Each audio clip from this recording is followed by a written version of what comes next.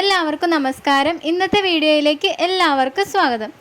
കുട്ടികൾക്ക് രക്തക്കുറവ് ഉണ്ടെങ്കിൽ എന്തൊക്കെ ലക്ഷണങ്ങളാണ് ഉണ്ടാവുക എന്നതിനെക്കുറിച്ചാണ് ഇന്നത്തെ വീഡിയോയിൽ പറയുന്നത്. കുട്ടികൾക്ക് രക്തക്കുറവ് വരുന്നതിന് പല കാരണങ്ങളുണ്ട്. അതിൽ ഒന്നാമതായിട്ടുള്ള കാരണം കുട്ടികൾക്ക് അയൺ അടങ്ങിയ ഭക്ഷണങ്ങൾ ലഭിക്കാതെ വരുന്നത് കൊണ്ടാണ്.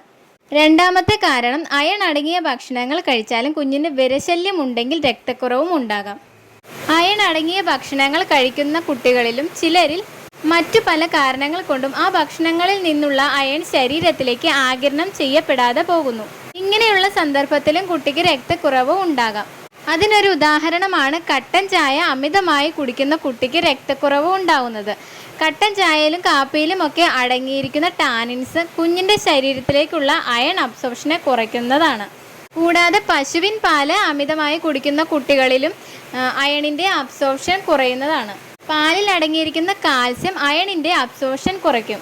അതുകൊണ്ട് തന്നെ അയൺ അടങ്ങിയ ഭക്ഷണങ്ങൾ കൊടുത്തതിന് ശേഷം പശുവിൻ പാലും കൊടുക്കാതിരിക്കാൻ ശ്രദ്ധിക്കുക.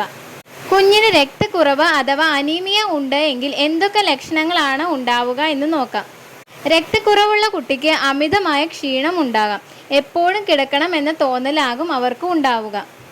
ഒരു കാര്യവും കോൺസെൻട്രേറ്റ് ചെയ്യാനോ ആക്റ്റീവായി ചെയ്യാനോ കഴിയാതെ വരുന്നു. കുട്ടികളുടെ കൈവെള്ളയിലുള്ള ഒരു പിങ്കിഷ് കളർ മാറിയിട്ട് വെള്ളറി വെളുത്തിരിക്കുകയാണ് എങ്കിൽ രക്തക്കുറവിൻ്റെ ലക്ഷണമാണ്. കുഞ്ഞിൻ്റെ നാക്കിനും ഒരു ഇളം പിങ്ക് കളറാണ് വേണ്ടത്. ഇത് മാറി വെളുത്തിരിക്കുകയാണ് എങ്കിലും രക്തക്കുറവിൻ്റെ ലക്ഷണമാണ്.